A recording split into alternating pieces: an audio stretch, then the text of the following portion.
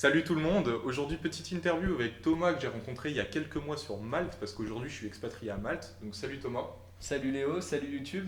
Aujourd'hui on va parler un petit peu de son parcours qui est assez exceptionnel, vous allez le voir. Est-ce que tu peux nous présenter rapidement d'où tu es parti et puis après on abordera un petit peu par la suite ce que tu fais maintenant. Ok, no problème. Alors moi à la base, donc je m'appelle Thomas, j'ai 22 ans à l'heure actuelle. Je suis né à Chambéry, donc j'ai suivi un cursus standard à Chambéry. J'étais pas très bon à l'école, ou du moins j'étais pas très intéressé par l'école. Je pense que j'aurais pu faire quelque chose, mais vraiment ça m'intéressait pas du tout. Donc je sortais beaucoup, je voyais beaucoup mes potes, et c'était là où vraiment j'avais le plus d'intérêt, quoi. Et c'est ce que j'aimais faire de manière générale. Donc je suis arrivé au lycée, j'ai pas pu aller dans des filières ES ou S, tu vois, qui pouvaient m'ouvrir un petit peu plus de portes, quoi, de manière générale. Je pouvais juste aller en STMG, j'avais pas le choix, j'avais des notes pourries, j'avais un comportement pourri. Et donc je suis allé en STMG, j'ai suivi mon cursus STMG en première. En terminale, j'ai choisi une option qui s'appelle l'informatique. En gros, on a 4 options en STMG. J'ai choisi l'informatique parce que, je le dis dans une de mes vidéos, mais parce que mon père à la base téléchargeait des films sur Emule et je me suis dit je vais aller en informatique et je vais télécharger des films sur Emule, quoi. Je vais apprendre à manier Word et Office, ça va être ouf. Et en fait, pas du tout. J'ai eu une première introduction au code. Je suis tombé sur un prof incroyable avec des méthodes pédagogiques un peu différentes, inspirées un petit peu de l'école 42. Ouais. On va y venir après. Et du coup, ce prof, il m'a un peu tiré vers l'école 42 que j'ai essayé bien juste après mon bac. Ok, ça marche. Est-ce que tu peux nous parler un petit peu de la pédagogie de 42? C'était quelque chose que je connaissais très peu justement avant de te rencontrer. Et il m'en a parlé, c'est vraiment absolument exceptionnel. Moi, je trouve que vraiment, je suis admiratif des personnes qui ont monté cette structure. Donc, est-ce que tu peux nous parler un petit peu de ce qu'on fait à 42, comment ça se passe, quelle est la journée type, et aussi au niveau du modèle d'apprentissage, est-ce que tu peux nous en dire un peu plus, s'il te plaît? Alors, je pourrais parler à toi, même à vous, de Ouais, 42 bien sûr, ouais. pendant vraiment. Je pense que je pourrais vous en parler pendant 2 semaines sans jamais m'arrêter. Moi aussi, je suis très vraiment fasciné par cette école. Mm. J'ai vécu 42 pendant 3 ans, donc j'ai passé 3 ans à 42. 42, c'est une école qui a été fondée en 2013 par Xavier Niel et 3 autres fondateurs, dont Nicolas Sadirac par exemple. Et c'est une école qui est un peu spéciale. C'est une école sans prof, sans horaire, où on apprend entre élèves et qui est ouverte 24 heures sur 24, 7 jours sur 7, 365 jours par an. Je le croyais pas à la base quand il m'a dit ça, parce que je trouvais ça tellement fou que c'est vrai que j'avais du mal à concevoir qu'une école pouvait être ouverte 24-24, où tu es là, t'as pas de prof, etc. Donc, ouais, vas-y, excuse-moi. Ce qui est intéressant, c'est que cette école, elle tient les gens par la passion. Personne n'est obligé d'aller à l'école. Ouais. Si tu pars pendant 6 mois, il n'y a personne qui va te dire reviens, quoi, en fait, Mm. simplement. Cependant, en fait, et pourquoi les gens deviennent aussi passionnés par l'école, parce que moi c'est quelque chose que j'avais vraiment jamais connu, hein. Ouais. Tu as été au lycée, tu as été au collège, tu vois très bien que l'école on y est parce qu'on est obligé d'y aller. Bien sûr, ouais. Et là c'est vraiment pas le cas, et pourquoi on passe du temps à 42 même si on n'est pas obligé d'y aller, c'est parce que 42 a gamifié les méthodes d'apprentissage, donc on allait venir aux méthodes d'apprentissage. C'est en gros, 42 a fait de l'école un jeu. On sait que les gens passent beaucoup de temps devant des jeux, hein, vraiment. Toi aussi, t'as dû jouer. On a tous Bien joué sûr, quand ouais. on était gamin. Et on était toujours bien plus attentif à notre jeu qu'à écouter madame je ne sais quoi, C'est ça, c'est qu'en fait, ils prof de ont lettres. intégré le divertissement dans leur méthode pédagogique, c'est ça? Voilà. Ok. 42, c'est une école qui se fait en niveau. On termine l'école quand on arrive au niveau 21. Et en fait, c'est un apprentissage qui est dit par projet. On va réaliser des projets, on va avoir un sujet en fait qui nous est donné, une trame en gros, un résultat à obtenir, et après on va devoir aller chercher la connaissance qu'il nous faut pour pouvoir réaliser cet objectif. Ok. À l'école, tu vois, le problème qu'on peut avoir, c'est qu'on nous fait bouffer des tonnes de connaissances, on nous C'est fait ça. bouffer des tonnes de notions, que ce soit en maths ou n'importe où, mais on nous dit pas à quoi ça va nous servir, on nous dit pas ce qu'on va en faire, et du coup, ça rentre par une oreille et ça sort par l'autre. Là, c'est un peu différent, on a un objectif, on sait ce qu'on doit réaliser, par contre, on n'a pas la connaissance, et du coup, on va la chercher avec grand plaisir, et ça change vraiment tout. On réalise nos projets, au fur et à mesure qu'on fait des projets, qu'on rend des projets, on gagne de l'XP, et ça nous fait avancer dans l'école, et de C'est énorme. plus en plus, plus on avance, plus les niveaux sont durs, vous vous en doutez bien, jusqu'à arriver au niveau 21, pour enfin terminer l'école. Pour terminer un projet, pour valider un projet, Mm.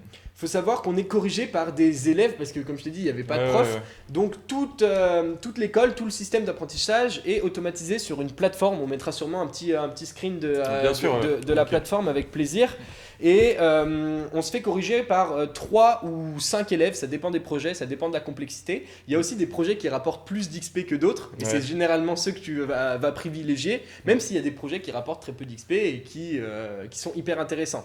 Donc on se fait corriger par des élèves, s'il y a la moindre erreur, et ben c'est 0 et tu recommences. C'est un peu la logique de 42 de dire que voilà, ton truc il doit être parfait, tu dois être attentif aux moindres détails, ton projet il vaut 100 ou il vaut 0. Il n'y a pas d'entre-deux. T'es pas à l'école où tu vas avoir 14 ou 15, on va te dire c'est moyen mais ça passe. Là, à 42, vraiment c'est ça passe ou ça casse. Le but dans cette école, c'est vraiment de t'entourer de personnes qui, déjà d'une, ont ta mentalité, pensent un petit peu comme toi, avec qui tu t'entends bien, parce que c'est toujours bien plus pratique de travailler avec des personnes avec qui tu t'entends, mais aussi des personnes qui ont ton niveau.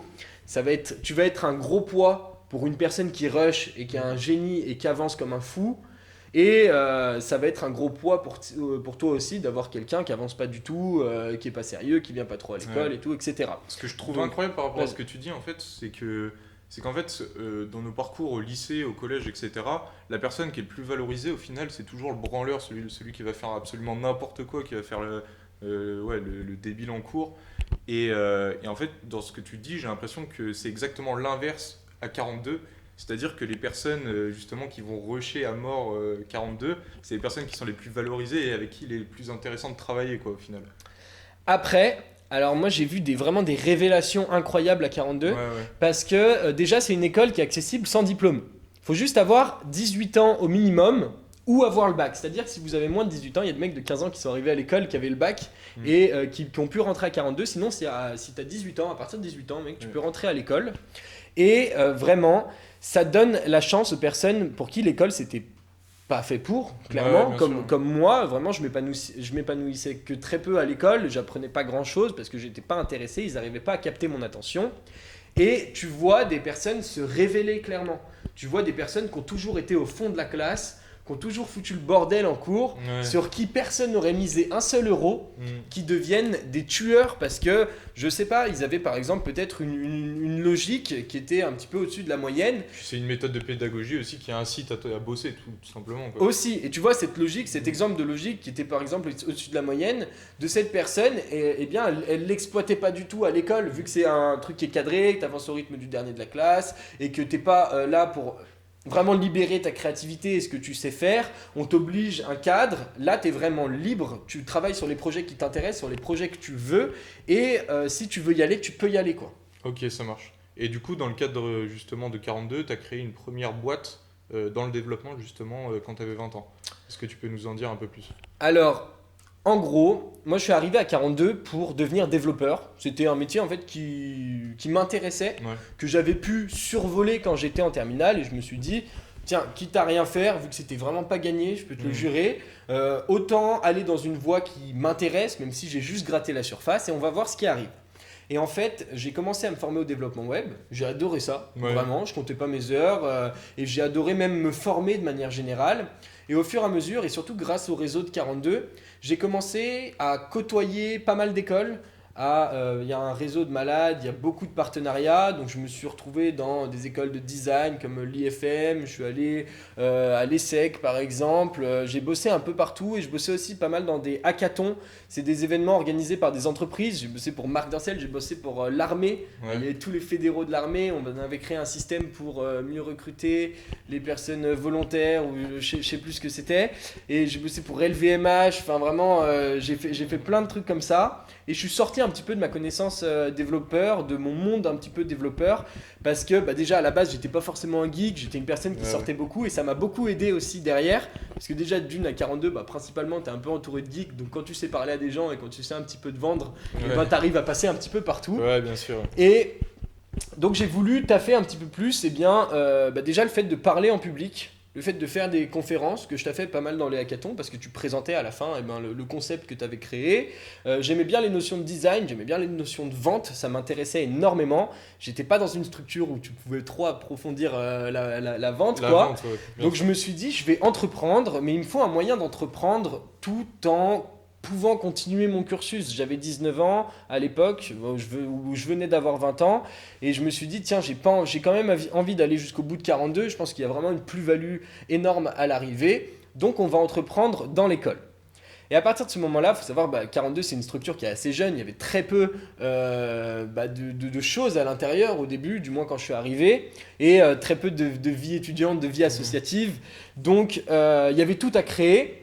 Et 42, c'est autogéré. Donc 42 ne vit principalement que des initiatives d'étudiants. Une fois que la base a été faite, maintenant c'est aux étudiants, c'est les étudiants qui vont au staff qui contrôlent l'école. Et moi je me suis dit, tiens, on va essayer de trouver un moyen de professionnaliser un petit peu plus les étudiants de 42 parce qu'ils sont très bons techniquement. S'ils ne le sont pas, ils allaient le devenir. C'était pas un problème pour ça. Cependant, eh bien, ils sont juste bons techniquement. Et ça, c'est un problème. Parce que dès que tu passes la porte de l'école et que tu vas devoir te vendre, tu vas devoir rentrer dans une entreprise, tu vas devoir gérer un projet, mener à bien un projet, eh ben, il y a plein de compétences qui rentrent en compte, qui sont au final bien au-dessus du développement ou qui n'ont rien à voir avec le développement, mais qui sont tout aussi importantes. Le développement, dans un milieu professionnel ou dans un milieu de freelance, quand tu es indépendant, ça représente, je sais pas, 30 ou 40% du taf global. Tout le reste, c'est de la bonne organisation, c'est de la collaboration, c'est des tests, c'est plein de choses qui font que tu mènes à bien une mission et que les étudiants de 42 n'avaient pas. Donc est venue de ce constat une idée qu'on a eue de professionnaliser les étudiants en les mettant sur le terrain directement et en étant quand même responsable d'eux, en gérant tous les projets, en gérant tout ce qu'il y avait autour et pour qu'ils puissent se focus sur leurs compétences en développement tout en voyant un petit peu ce qui se fait. Et en dehors. concrètement, du coup, comment ça se met en place, tu veux Concrètement, on a voulu trouver un moyen, on ne pouvait pas monter une boîte dans 42 parce qu'on bossait avec des étudiants et on a découvert le milieu des juniors entreprises qui se pratique beaucoup dans les universités et on a voulu intégrer du coup le mouvement de la CNJE, la Confédération nationale des juniors entreprises et créer une JE. Donc c'est le principe d'une agence web en gros mais au format associatif à vocation pédagogique pour les étudiants. Et moi ça a été clairement ma plus grosse formation à 42, d'ailleurs, j'ai même pas repris mon cursus. J'ai présidé, j'ai cofondé cette JE pendant 1 an et demi. Et notre but, c'était de trouver des clients, de réaliser des missions, de recruter des étudiants. Ça m'a appris des choses que j'avais jamais vues, des notions de facturation, des notions de comptabilité, des notions de management, mener à bien une réunion. C'était vraiment des compétences que j'avais pas du tout et qui, pour moi, étaient complètement inconnu en fait, que j'ai découvert au fur et à mesure parce que j'en ai reçu le besoin et ça reste vraiment, comme je le dis, ma meilleure formation. Pourquoi ? Parce qu'on était sur le terrain, on était débordés, on contrôlait rien du tout, mais on voulait bien faire. On était un peu la vitrine de l'école, on avait trouvé un moyen de mettre en valeur les étudiants de 42 avant même qu'ils en sortent et fallait honorer ça. Donc on se formait, vraiment j'ai pas beaucoup dormi pendant cette année-là, j'ai dû prendre 20 kilos, mais je les ai reperdus, je me suis ressaisi, je me suis juste formé, c'était une formation incroyable. Et du coup je voulais que tu parles un petit peu justement de la manière dont tu as terminé 42 et de ce que tu fais un petit peu maintenant à Malte justement. Eh bien écoute, avec grand plaisir. Donc on a fait quelque chose qui s'appelle une passation sur la junior entreprise, donc léguer un petit peu toutes les connaissances qu'on avait acquises pendant ces dernières années à une nouvelle équipe pour pas qu'elle recommence au niveau où nous on a commencé, tu vois, c'était un peu débile. Donc vraiment leur léguer tout ce qu'on avait appris, le récaper dans des gros documents, créer des processus, etc. pour vraiment qu'ils puissent recommencer à un stade potable. Moi je me suis retiré un petit peu de cette junior entreprise. J'ai clôturé mon cursus à 42 via un partenariat d'1 mois, une certification que j'ai passée à HEC, du coup sur un projet concret. Encore une fois, on t'a fait pour une entreprise sur un sujet en fait, qui était donné par cette entreprise, en collaboration avec 2 étudiants de fin de master d'HEC. Moi, j'étais là un peu pour intervenir sur la partie technique, même si j'avais développé plein de compétences autour qui ont permis, par exemple, de mener à bien cette collaboration avec les étudiants d'HEC. Et j'ai obtenu cette certification à la fin, au bout d'1 mois et demi, et ça a un peu clôturé, sonné la fin de mon cursus à 42. J'avais pas forcément envie de me replonger dans le cursus de 42 qui était du code pur et dur. Alors oui, je codais de mon côté, mais revenir et faire ça tous les jours dans un cadre scolaire quand tu as été un petit peu sur le terrain pendant 1 an et demi, et ça m'a simplement en fait donné envie de continuer. Ouais. Donc rendez-vous compte, il commence en STMG justement, le mec est pas très intéressé par les études, etc. Et juste ici, vous avez un diplôme de certification d'HEC, c'est quand même assez dingue. Mes parents ils croyaient pas, j'avoue à la base. Maintenant bon, voilà, c'est pas une fin en soi, c'est pas non plus incroyable. J'ai eu la chance et c'était un enchaînement de conséquences un enchaînement d'événements incroyables qui a fait que je suis arrivé à 42, qui a fait que j'ai pu intégrer et passer certains steps, que j'ai pu monter cette mini agence web, que j'ai pu passer les entretiens, que j'ai pu être pris à 42 à HEC pour passer cette certification. Donc reproduire la même chose quand tu viens d'STMG, je sais pas si c'est facile. En tout cas, on dit que toutes les personnes qui passent en STMG sont destinées à être des vendeurs chez McDonald's. Je suis pas d'accord du tout. Pour moi, simplement, l'école, c'est l'école. Que tu aies fait S ou que tu aies fait STMG ou un CAP, tu peux finir vendeur chez McDonald's, tout comme CEO d'une grosse boîte à l'heure actuelle. Ouais, donc vraiment, ça veut rien dire du tout. Aujourd'hui, la connaissance, elle se trouve sur Internet, elle est accessible à tout le monde, donc allez la chercher. Maintenant, qu'est-ce que je fais? Donc j'ai arrêté 42. Je me suis expatrié à Malte directement. Parce que déjà mes parents étaient un petit peu dans le coin. Moi ça faisait 3 ans presque que j'avais pas vu mes parents parce que j'étais vraiment focus 42 et je faisais que ça. Donc premier point les parents, la chaleur, le fait qu'il n'y ait pas de décalage horaire, la mer, le cadre de vie. Enfin toi tu étais à Malte aussi, tu dois t'en rendre un petit peu compte. C'est hyper agréable, c'est hyper agréable. Raison de fiscalité, pas forcément, parce qu'il faut savoir que dans tous les cas, si on bouge de la France, peu importe où on va, il y aura plus d'avantages fiscaux que... C'est une parenthèse que je voulais faire. De toute façon, si vous avez les moyens et que vous avez de l'argent, franchement, allez là où vous voulez aller, clairement. Quitte à sacrifier une partie de vos bénéfices, honnêtement, moi je pense que c'est mieux si vous avez des proches, de votre famille, etc., de rester, si vous aimez la France ou si vous aimez n'importe quel pays, restez-y et puis voilà, c'est pas si grave que ça, quoi. Enfin, l'intérêt qu'on a nous aujourd'hui, c'est qu'au final on a des entreprises et on peut bouger vraiment, on peut faire ce qui nous chante, quoi. Donc voilà, c'était juste la petite parenthèse. Et maintenant, du coup... Carrément. Et petit point aussi, bah attends, si tu prends un Ryanair pour 15 €, t'es en France, voilà, c'est ça. t'es en Grèce, je regardais les billets d'avion, bien tout, sûr. c'est ouf. Ouais. Donc maintenant, moi je suis parti à Malte, mais vraiment sans idée, sans projet, mais confiant. Je me suis dit, j'ai une bonne expérience derrière moi, je sais gérer des clients en physique, je m'y connais en dev si j'ai besoin de développer quelque chose, que ce soit une appli, un site web, une plateforme, n'importe quoi. J'ai un bon réseau que j'ai bien développé à Paris, sur lequel je peux m'appuyer. Évidemment, je compte sur moi avant tout, mais au cas où j'ai des personnes à contacter si j'ai envie de monter quelque chose. Et il y a un truc que j'avais adoré dans le cadre de la junior entreprise, c'était le fait de transmettre des connaissances. Donc déjà d'une, je parlais en public, ça j'adorais. De deux, transmettre des connaissances que tu as acquises, c'était un peu la logique de 42 aussi, vu qu'on bosse entre élèves, on s'apprend des choses, on apprend des autres énormément. Et moi j'avais envie de léguer et de léguer à plus grande échelle. Donc quand je me suis installé à Malte, je me suis lancé, en gros j'ai récupéré des supports de formation que j'avais déjà et j'ai commencé à créer une première formation, une formation en ligne pour pouvoir former des gens à plus grande échelle et surtout de manière automatisée.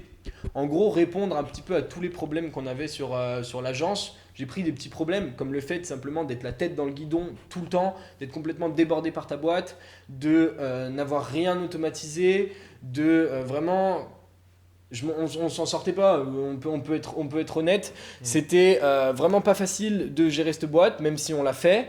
En même temps, c'était le début, on n'avait pas de connaissances, on a appris énormément. Mais juste là, je suis parti à Malte dans l'optique d'effacer le plus possible les problèmes que j'avais déjà vécus. Parce que c'est comme ça que tu apprends. Au final, on était sur le terrain, on s'est planté, on a appris. Et maintenant, on ne recommet pas les erreurs qu'on a faites.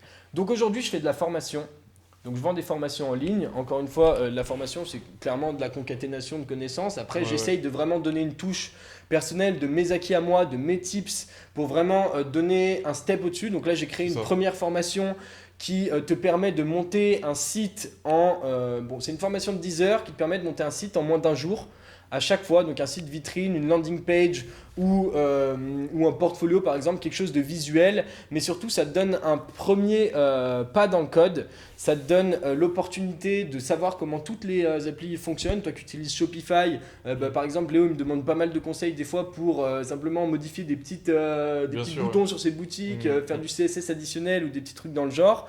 Donc vraiment avoir une base en code c'est indispensable, c'est ce que je prône sur ma chaîne YouTube. Donc j'ai une chaîne YouTube aussi, je crée du contenu sur YouTube, sur des articles de blog, je fais des podcasts, je crée du contenu sur Instagram aussi. Et à côté, j'ai développé avec un ami une agence web automatisée avec pour but et pour objectif et comme promesse même de vendre un site web en 2 jours pour 499 euros. C'est-à-dire casser le marché, diviser le prix du marché par 3 environ et le temps de réalisation par 3 aussi. D'accord, très bien. Et au niveau des projets aussi, on avait pour idée ensemble peut-être dans le futur de donner en fait des méthodes justement pour modifier le code Shopify. Et on va pas parler de ça, ce sera un petit peu plus tard, on aura l'occasion je pense, d'en reparler. Moi, ce que je voulais savoir, c'est aujourd'hui où on voit tous les business, affiliation, trading, etc. Est-ce que d'après toi, le meilleur métier du web, c'est le métier de développeur justement? Est-ce que être développeur, c'est vraiment le meilleur métier du web? Franchement, c'est une bonne question. Moi, je dis oui. Je dis oui parce que sans développeur, il n'y aurait pas de web. Ok. Ok, tu pourrais pas faire du e-commerce, tu pourrais pas faire de l'affiliation, tu pourrais pas faire tous les business qui existent aujourd'hui. Ouais, bien sûr. Pour moi, être développeur, même si t'en fais pas ton métier, c'est avoir une avance sur tous les autres. Ok. Tu vois, Mm. pour personnaliser tes boutiques, pour mieux comprendre comment le système fonctionne et pour hacker le système et créer des petits tips de que ce soit du growth hacking ou n'importe quoi, en fait contourner un petit peu les utilisations de base que tu peux faire un logiciel pour grossir plus rapidement, et ben ça se fait via du code et pour ça il faut la connaissance en code. Ok. Et en fait, ce qu'il faut savoir aussi, c'est que personne ne peut s'improviser en code, tandis que dans n'importe quelle compétence sur le web, enfin, voilà, si on parle de la vente, etc., de différentes compétences, évidemment qu'il y en a beaucoup, il y a beaucoup d'entreprises qui vont faire appel à des prestataires qui sont spécialisés dans la vente, etc. Mais le code, tu peux vraiment pas t'improviser codeur, quoi. Donc ça repose sur des connaissances solides. Ça repose sur des connaissances solides. Ça veut pas dire que c'est pas accessible à tout le monde. Ouais, bien sûr. C'est vraiment quelque chose qui est accessible à tout le monde. C'est une connaissance où vraiment on pourra jamais regrouper, on pourra jamais tout savoir. Vraiment. Ouais. Mais même dans n'importe quel domaine, mais même dans un langage précis sur du code ou simplement sur une technologie, tu pourras jamais tout savoir. C'est important de se former tout le temps. Et de jamais arrêter de se former. Encore une fois, c'est pas que propre au code, mais c'est vraiment accessible à tout le monde. Tu peux avoir des introductions qui sont hyper rapides. Encore une fois, il y a plein de ressources gratuites, il y a des ressources payantes qui permettent de gagner un petit peu plus de temps, mais vraiment c'est accessible à tout le monde sur Internet. Il y a juste besoin d'avoir un PC et une connexion. Ok, super. Et toi, du coup, ta journée de développeur type, ça donne quoi? Bah alors moi, comme je t'ai dit, je développe un petit peu moins qu'avant. Bon, évidemment, via l'agence web, je suis quand même un petit peu obligé d'encore développer un petit peu. Mais alors moi, ma journée type, elle provient de mon état d'esprit. Mon état d'esprit qui est qu'à partir de maintenant et depuis le moment où je suis arrivé à Malte, de créer les choses une seule fois et qu'après, elles me rapportent de la visibilité et potentiellement de l'argent pendant au moins les 5 prochaines années. Ok. Donc, ma journée type, elle commence la veille. Elle se prépare la veille en fonction d'un plan d'action que j'ai rédigé. Donc j'ai un plan d'action sur environ 1 an de tous les objectifs que j'ai à réaliser. En découlent les actions que je vais réaliser pour atteindre ces objectifs. Et après, je suis mon avancement. Je vais privilégier certaines tâches ou pas. Et je vais prévoir, je ne sais pas si on voit les tableaux, mais en gros, je prévois tout le temps, tous les soirs, ma journée du lendemain sur ces tableaux.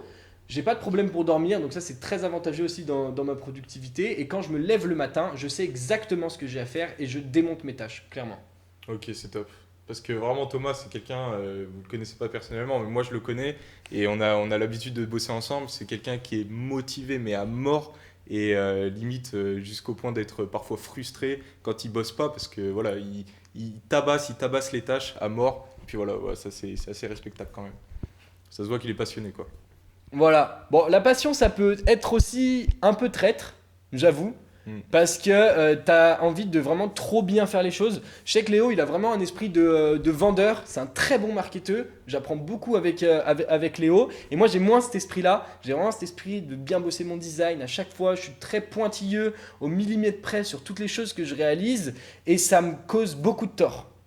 Je dis pas que ça m'empêche d'être productif, de gagner de l'argent de mon côté. C'est juste que je le sais, d'être trop minutieux à chaque fois sur ce que je fais, et ben ça me cause beaucoup de tort, ça me fait passer un petit peu plus de temps que ce que je devrais faire pour réaliser une tâche. Mais bon, c'est comme ça, je vais pas m'en plaindre. Ça marche. Bon, en tout cas, merci Thomas, c'était hyper intéressant tout ce que tu as pu nous dire justement sur ton parcours, etc. Moi, je suis assez admiratif parce que vraiment, moi, je connaissais rien au code et c'est vrai que c'est hyper impressionnant tout ce que tu es capable de faire. En tout cas, si vous voulez vous renseigner un petit peu sur les métiers du code, n'hésitez pas à rejoindre la chaîne de Thomas qui sera dans la description. Et si vous voulez voilà, accélérer et être le plus efficient possible dans votre apprentissage pour créer un site web de A à Z, voilà, et être le plus rapide possible justement sur cette thématique-là. Vous avez sa formation payante, moi je la recommande.